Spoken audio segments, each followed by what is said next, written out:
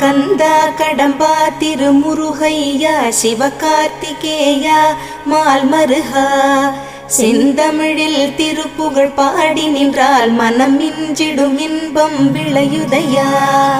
சிரகிரி வேலவனை காண்கையிலே விழிவோரம் கண்ணீர் பெருகிடுமே. கந்த சஷ்டி கவச்சம் போதுவோர்க்கு கந்தன் கருணை என்றும் துணை வருமே. பங்குனி உத்திர நாளினிலே உனை நினைந்தே காவடி சுமந்து வந்தோம். புன்னகை புரியும் ஷண்முகனே உன் சன்னதி தேடி ஓடி வந்தோம்.